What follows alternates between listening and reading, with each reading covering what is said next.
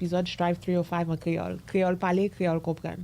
Nous avons un bel invité avec nous aujourd'hui qui va parler de un paquet de dossiers dans la communauté. Mais avant que je m'arrive là, je m'introduis nous à co-host moi, Nayed Jasmin. Nayed.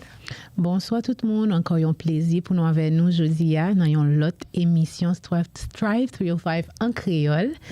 Et aujourd'hui, nous avons un invité que moi très content introduit. Pascal, moi pense que nous rencontrons, ça fait quand même presque 2 ans parce qu'il était participé dans le programme. 3 ans, ouais.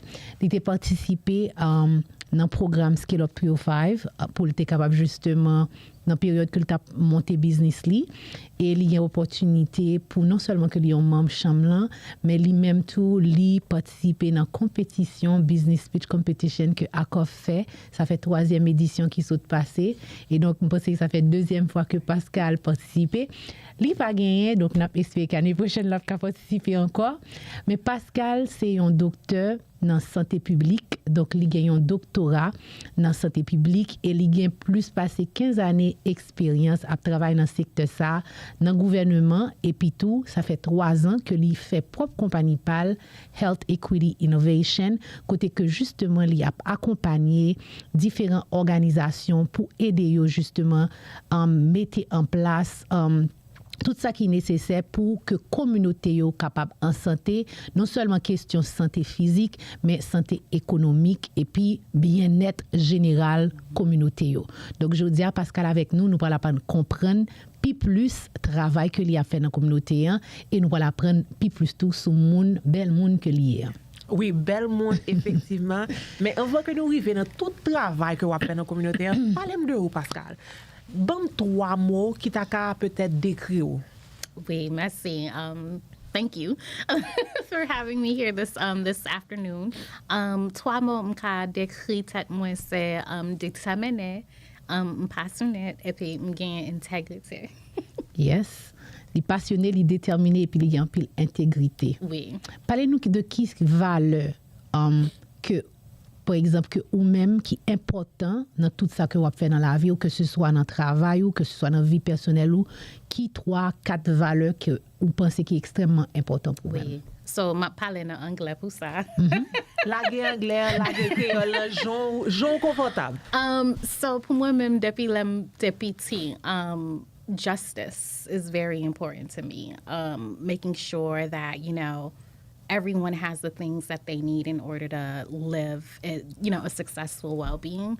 And I think that was imparted. I grew up in North Miami Beach, so I had a lot of Jewish teachers, right? And because of their background, they taught me about the Holocaust. But eventually, when I got to middle school, I wanted to know about the Black experience, right? And so I think that's what really opened up my interest into justice work and racial equity work. So that's the first thing that's really important to me. And then also, I think equity also goes line in line with justice, right? So not only making sure that we have justice, that we live in a just world, but also making sure that we level the playing field for people from all different types of backgrounds, whether or not that's racial, economics, gender identity, you name it, but making sure that the playing field is level for everyone to have an equal opportunity to have live a good life on this earth. And you said 4? Whichever. If you're comfortable. And maybe the last one would be, I guess, love. I mean, what would a world be without love? And I think that's also the foundation of justice and equity. Because once you have if you live a life that's filled with love, or that where love is the foundation of everything, it's easier to create a just and an equitable world for everyone. Okay, so Pascal se dit nous que l'amour, équité, justice, c'est des valeurs qui sont vraiment extrêmement importantes pour lui. Et depuis qu'il a grandi, justement, il était apprendre valeurs ça à travers justement professeur. Yeah. So I think one of the biggest things that I want you to talk about is what public health is exactly.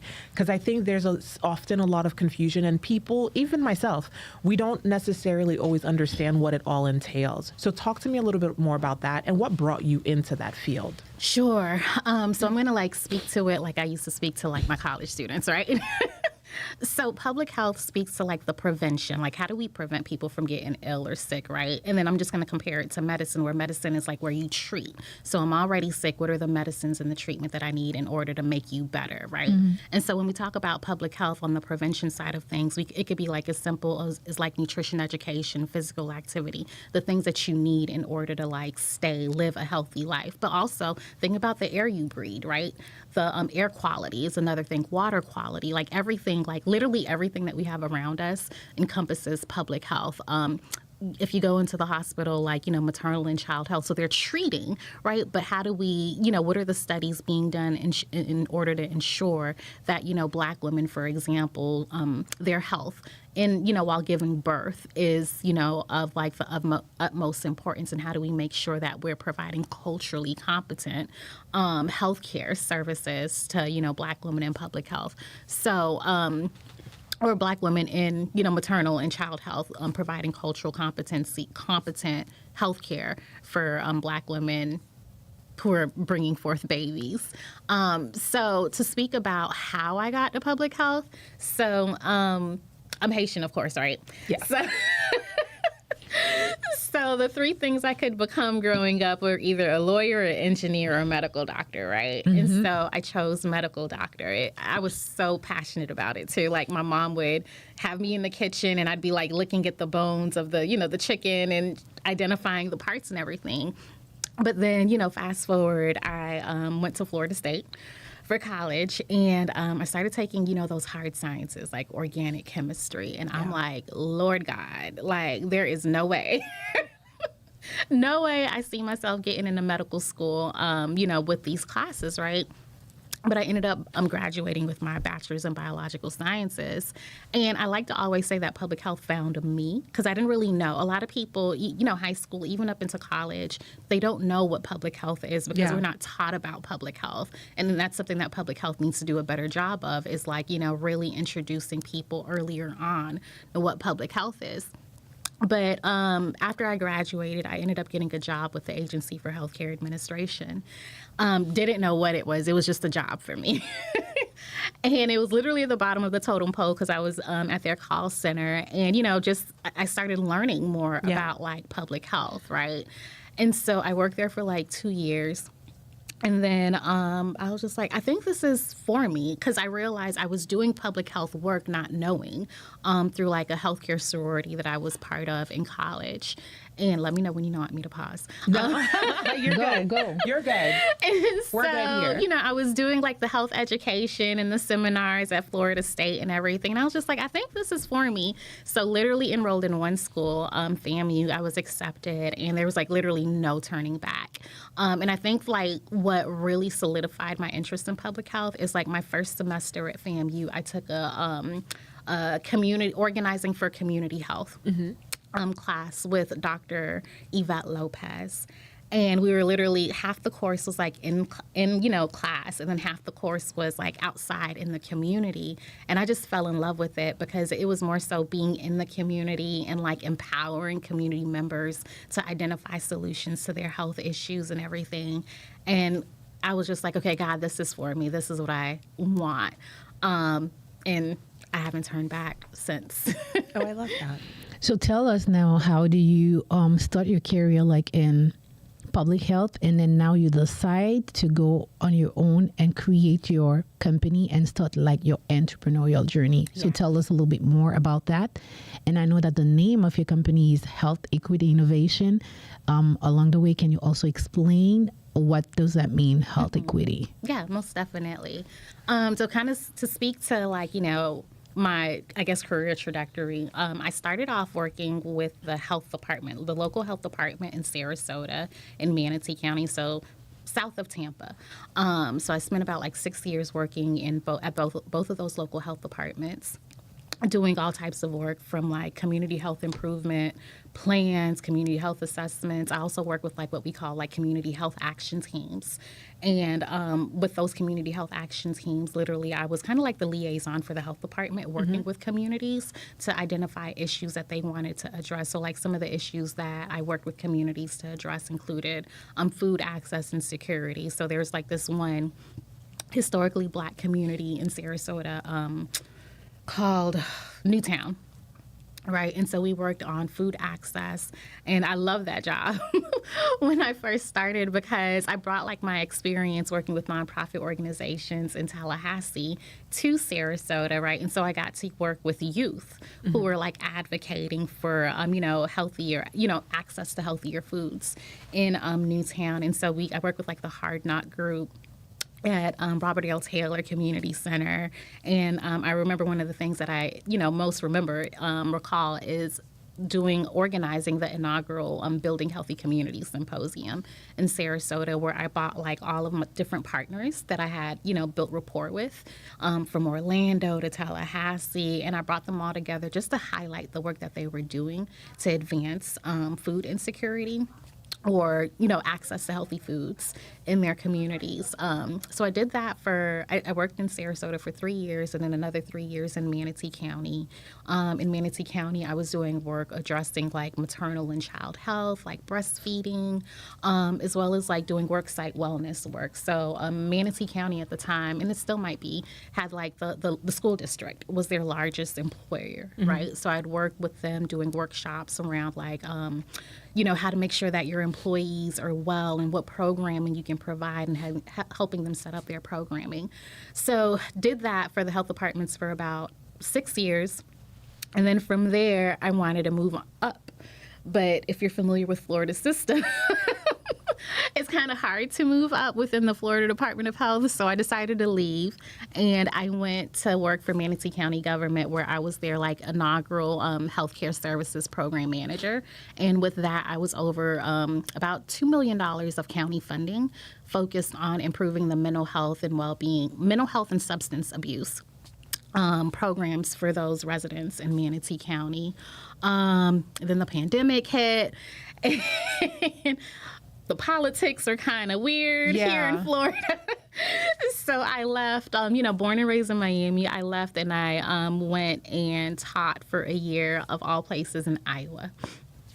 I taught intro to public health classes, exactly, Iowa. Yeah, raise the eyebrows. Yeah, I'm like, Iowa? Yes, We're ma'am. going to get into that Iowa. And I taught for public health courses for about a year in Iowa. Iowa brought me back home to Miami because I never planned on coming back.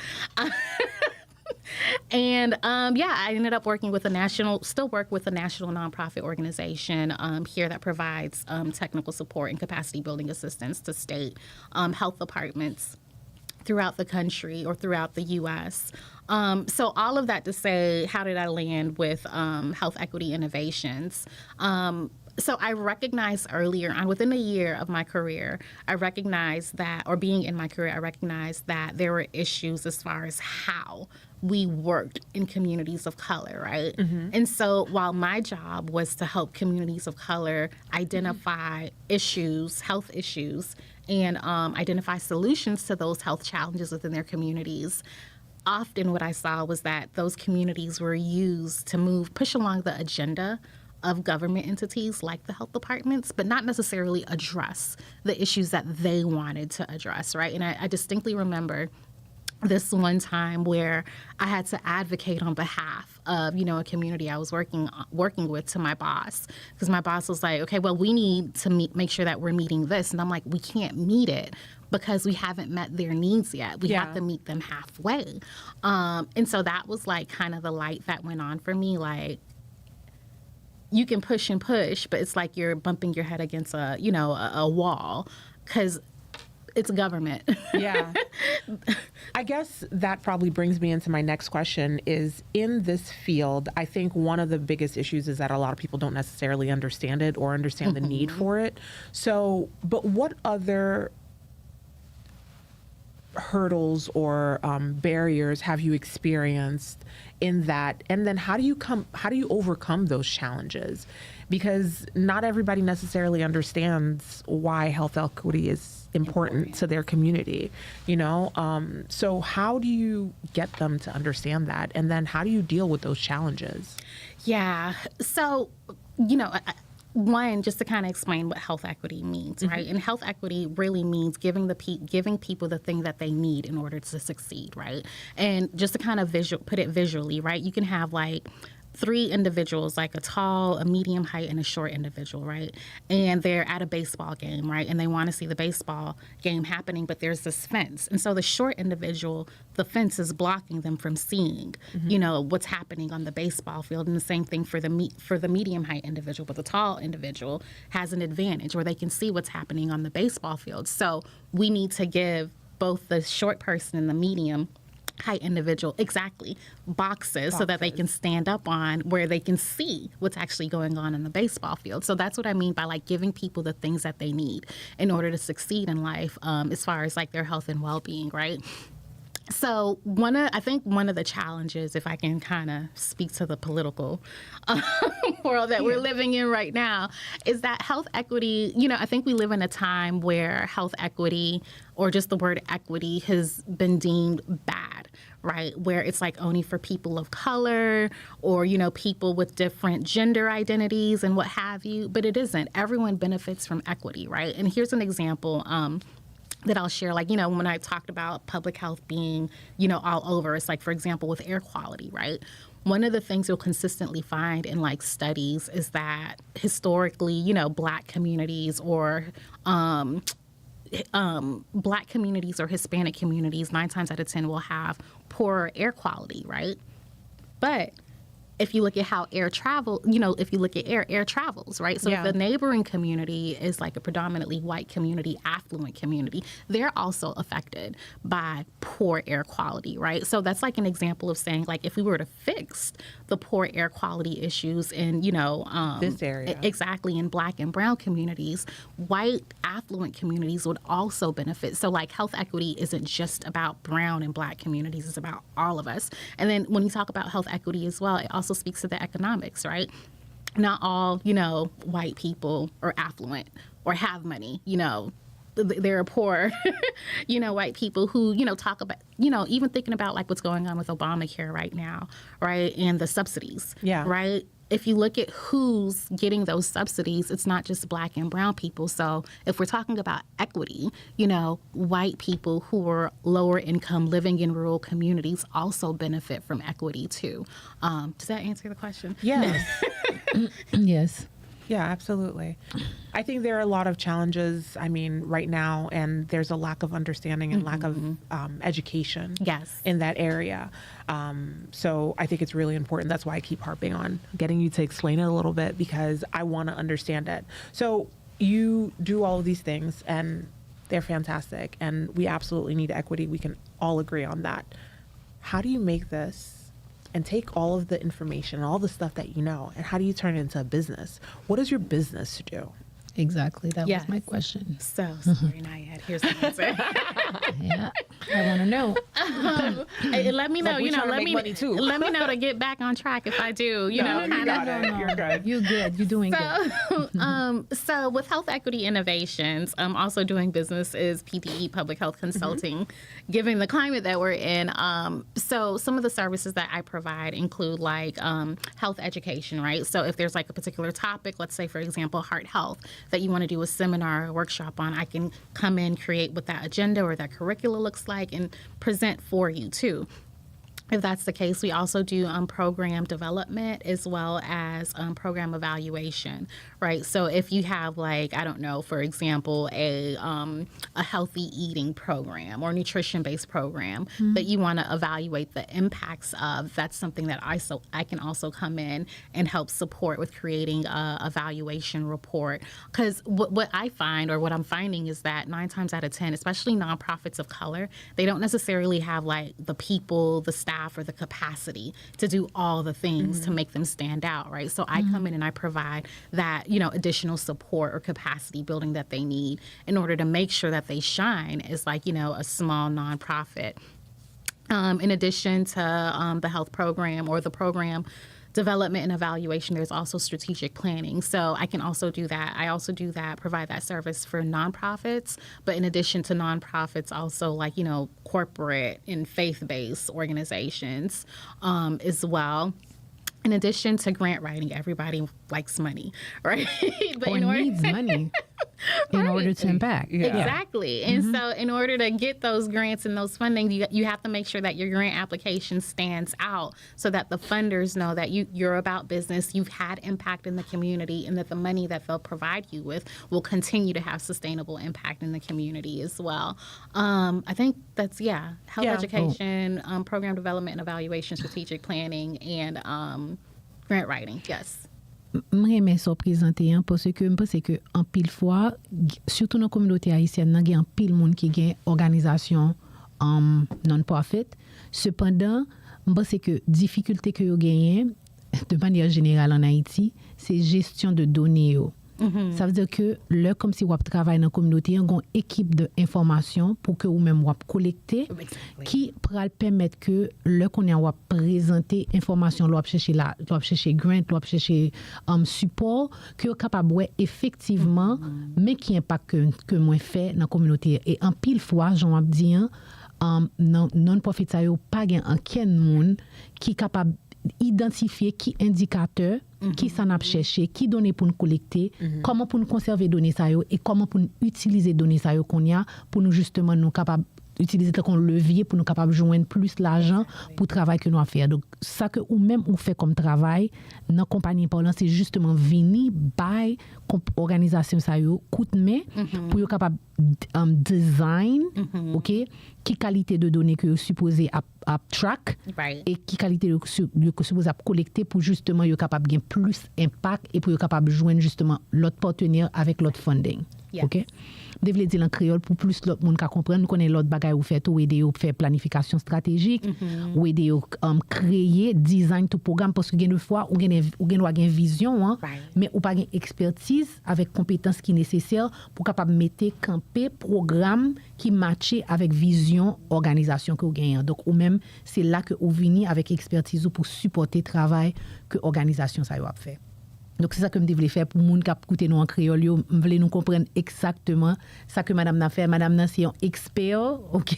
Travail vraiment très technique mais vraiment nécessaire tout pour nous-mêmes qui voulons avoir un impact dans le travail que nous fait dans la communauté. Absolutely. I think that's one of the areas that we have trouble with, whether it be nonprofit organizations or even businesses, when we collect data and how to use that data, you know, and that's something that we I mean, even us, like that's something that we take for granted. It's like, oh yeah, I know those numbers, you know, but it's like collecting the data, showing the trends, showing how it works and why it's successful or what kind of impact. And those numbers can really help you determine how you're going to change your program or grow your program. Yeah. Absolutely. And I want to present like the next activity that we're going to have at the chamber. And we're actually going to have Pascal at our next Lunch and Learn series. No way. Series, yes. Anthony, would you put just like the flyer for the Lunch and Learn for us? Not this one, the next one. So we are going to have Pascal, Mabdi en créole. Pascal a vini, ça c'est dernier Lunch and Learn que nous pourrons gagner pour année à COF avec Chase Bank qui fait activité ça. Et dans le dernier temps, nous avons toujours voulu inviter un autre monde dans la communauté pour les capables de partager avec nous expertise.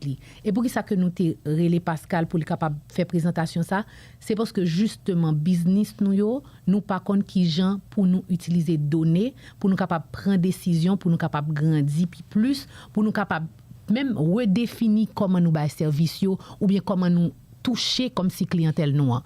Donc Pascal a là avec nous le 19 novembre après présentation que nous avons gagné de business consultant dans Chisland, nous avons gagné Pascal qui pourra parler nous de building better business with data. Données importantes pour construire business ou pour développer business ou pour connaître qui service pour bail pour connaître qui est soit servi. Donc nous vraiment inviter viennent participer avec nous dans le dernier Lunch and Learn que nous avons gagné pour l'année. Nous avons bien mangé ensemble, nous avons bien fêté ensemble, nous avons bien network ensemble et nous sommes capables de voir, monsieur, que Pascal a nous bon genre d'informations que nous-mêmes nous sommes capables d'appliquer dans le business. Nous. Absolument. Mais avant que nous finissions avec Pascal Josien, nous avons un paquet de questions que nous allons mettre dans Rapid Fire pour nous connaître un petit peu plus de business et puis ou même tout. So, I'm going to do them in English. Are you a coffee or tea person in the morning? Definitely a tea person. I knew that one. Are you a morning or night person? I think I might be both. How is that possible? How do you function, and what energy drinks do you have? Because I need some of I those. think it depends.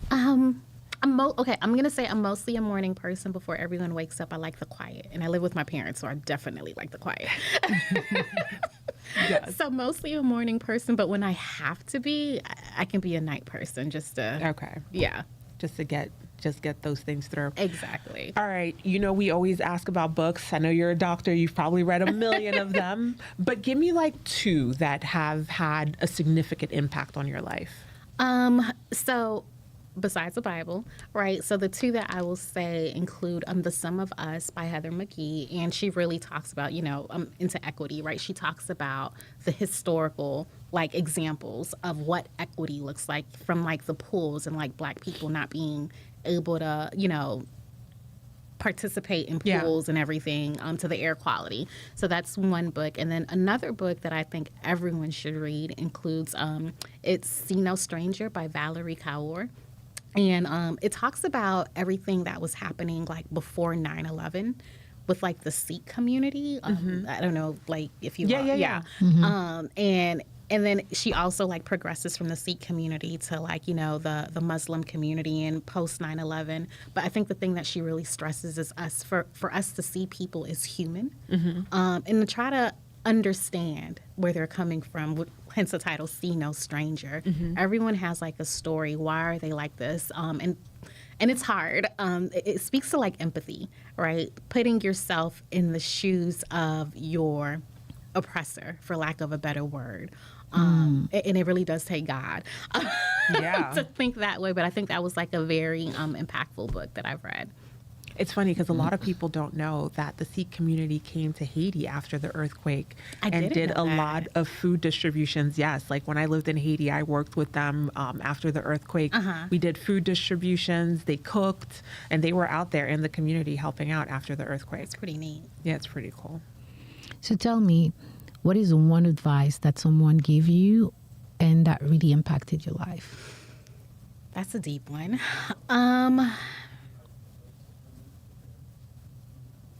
Ooh, okay, Nayad, you got me with that one. Take your time, breathe.